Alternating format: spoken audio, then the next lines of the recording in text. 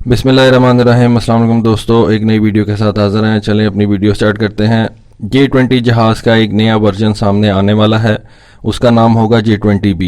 Reports आ रही हैं कि चाइना के J-20B की प्रोडक्शन स्टार्ट कर दी गई है। J-20B की खास बात उसका अपग्रेडेड इंजन होगा, थ्रस्ट वेक्टरिंग कंट्रोल के साथ होगा और उसकी पावर भी बहुत ज्यादा होगी पिछले इंजन से। J-20B में चाइना का अपना बनाया हुआ WS-10 इंजन लगाया जाएगा। इस इंजन का यानी कि WS-10 इंजन का थ्रस्ट वेक्टरिंग भी इसके अंदर मौजूद होगी। इस इंजन WS-10 का थ्रस्ट वेक्टरिंग वाला वेरिएंट 2018 के ज़ूहुई एयर शो में सामने आया था। ये इंजन J-10B पे लगाया गया था और उसकी फ्लाइट उस एयर शो में की गई थी। फ्लाइट की परफॉर्मेंस बड़ी जबरदस्त थी, बड़ी जबरदस्त मैनूवरेबिलिटी थी और लोगों को बहुत पसंद आई। लोग बहुत उससे एंथुजियास्ट हुए थे। थ्रस्ट वेक्टरिंग और इंक्रीज पावर J-20B के लिए बहुत बड़ा बूस्ट होगा। थ्रस्ट वेक्टरिंग से वेट तो इंक्रीज होगा, लेकिन ज्यादा पावर और इम्प्रूव मैनूवरेबिलिटी की वजह से इसको लगाया जाएगा और ये जो ट्रेड ऑफ है इम्प्रूव मैनूवरेबिलिटी और इंक्रीज पावर, इसकी वजह से ये फैसला किया गया है कि हम WS-10 इंजन को लगाएंगे। अब इसके एडवांटेजेस क्या हैं? इसका मेन एडवांटेज तो ये है कि J-20B जो है वो ज्यादा एल्टीट्यूड के ऊपर जा सकेगा, ज्यादा एल्टीट्यूड के ऊपर फ्लाई कर सकेगा और मैनूवर कर सकेगा। इससे जहाज के सेंसर जो है उनकी रीच ज्यादा बढ़ जाएगी और उसके जो मिसाइल्स हैं जहाज के, उनके परफॉर्मेंस और ज्यादा बेहतर हो जाएगी। और ये भी कहा जा रहा है कि ये जो इंजन है इसकी फ्यूल एफिशिएंसी बहुत बेहतर है। फ्यूल एफिशिएंसी बेहतर होने की वजह से जहाज की रेंज जो है वो भी ज्यादा इंक्रीज हो जाएगी। पहले जो जहाज से J-20 जो के उसके डेमोन्स्ट्रेटर जहाज थे जो दुनिया के सामने आए, उन जहाजों के ऊपर रशियन AL-31FN इंजन लगाया गया था। जब J-20A की प्रोडक्शन स्टार्ट की गई थी तो उस वक्त AL-31FN सीरीज 3 इंजन यूज किया गया था। ये जो सीरीज 3 इंजन था ये चाइना और रशिया ने मिलकर डेवलप किया था। AL-31FN सीरीज की जो थ्रस्ट है वो तकरीबन 30,800 पाउंड है, यानी कि 30,800 पाउंड है। फिर क्या हुआ कि सितंबर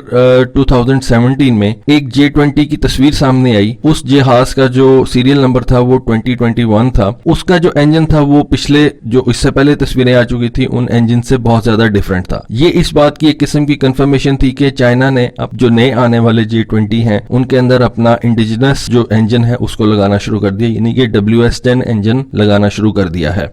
और इसका जो एग्जॉस्ट था वो भी सॉ टूथ टाइप, और उस वजह से ये भी कहा जाने लगा कि इसकी जो पिछला हेमिस्फीयर है, यानी कि जहाज का जो पिछला हेमिस्फीयर है, पिछला हिस्सा है, उसके RCS जो है वो भी इंक्रीज होगा, यानी कि वो भी बेहतर होगा और उसके स्टेल्थ में इजाफा होगा। WS-10 इंजन J-20B जहाज को तकरीबन 33,000 पाउंड से ज्यादा की थ्रस्ट प्रोवाइड करेगा। खबर है कि शुरू में चाइना जो है वो तकरीबन 6 J-20B जहाज बनाएगा और उनको इवेल्युएट करेगा, फिर उनके ऊपर काम करेगा। उसका इंजन की जो परफॉर्मेंस है उसको चेक की जाएगी। न सिर्फ इसमें इंजन इंक्रीज किया गया है बल्कि इसमें और बहुत सी चीजें भी जो हैं वो उसको बेहतर बनाया गया है। और ये जो 6 जहाजों का छोटा सा बैच है ये तकरीबन आप कह सकते हैं कि अभी से लेके दिसंबर 2020 से पहले इसको कंप्लीट कर लिया जाएगा। पर अगर उसकी ये थ्रस्ट वेक्टरिंग कंट्रोल जो है वो कामयाब हो जाती है तो चाइना ये बेसिकली स्टेपिंग स्टोन होगा WS-15 इंजन का। WS-15 इंजन वो इंजन है जो कि बेसिकली अल्टीमेटली जिसने J-20 जहाज को इक्विप करना है। ये बड़ा इंजन है, इसकी थ्रस्ट भी ज्यादा है, ये सुपर क्रूज भी इस J-20B को देगा। अभी आई डोंट थिंक सो कि J-20B जो है या J-20 जो जहाज है वो सुपर क्रूज कर सकता है इस इंजन के साथ, लेकिन जो WS-15 इंजन इसके अंदर लगाया जाएगा जो कि अभी बन रहा है, अभी डेवलपमेंट फेज के अंदर है, उसके ऊपर जो है जब वो लगा लिया जाएगा तो फिर J-20 जहाज जो है वो सुपर क्रूज भी कर सकेगा। एक बड़ी इंपॉर्टेंट बात जो है वो ये है कि थ्रस्ट वेक्टरिंग आ जाने की वजह से कनार्ड्स के ऊपर जो इस वक्त आप कह सकते हैं उनकी जो डिपेंडेंसी है वो खत्म हो जाएगी, या आप खत्म तो नहीं होगी लेकिन आप कह सकते हैं कि कम हो जाएगी। अब एक बात आप ज़हन में रखें कि ये जो स्टेल्थ जहाज होते हैं इनके अंदर जितने भी ज्यादा मूविंग पार्ट्स होते हैं ये उसके स्टेल्थ को कम कर देते हैं। कनार्ड्स क्योंकि आपको पता है कि अगले हिस्से में होते हैं और मूव करते हैं, क्योंकि मैनूवरेबिलिटी के लिए इनको मूव करना पड़ता है, तो ये समझा जाता है कि कनार्ड्स जो हैं वो स्टेल्थ के लिए इतने अच्छे नहीं है। अगर WS-10C जो कि इसका थ्रस्ट वेक्टरिंग कंट्रोल वर्जन है वो अगर इस जहाज को थ्रस्ट वेक्टरिंग के जरिए इसकी मैनूवरेबिलिटी को कंट्रोल करता है, कनार्ड्स की बिल्कुल ही जरूरत ना रहे, लेकिन उसको रिमूव करना इतना आसान नहीं होगा, इंजीनियर्स को बहुत ज्यादा वर्क करना पड़ेगा। लेकिन एक बात समझी जा रही है कि प्रोबेबिलिटी है अगर तो WS-10C जो है थ्रस्ट वेक्टरिंग कंट्रोल उसकी कामयाब हो जाती है तो ऑल टुगेदर कनार्ड जो है उनको रिमूव कर दिया जाए। बड़ा मुश्किल काम है, मैं वही बता रहा हूँ कि टेक्निकली बड़ा अपहिल टास्क है, लेकिन पॉसिबल है।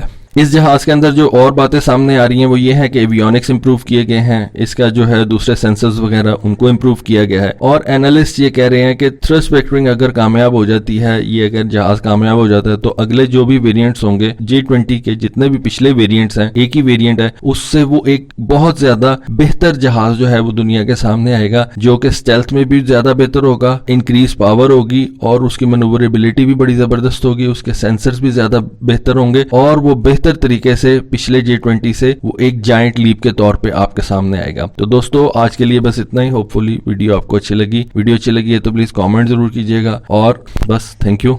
अल्लाह हाफिज।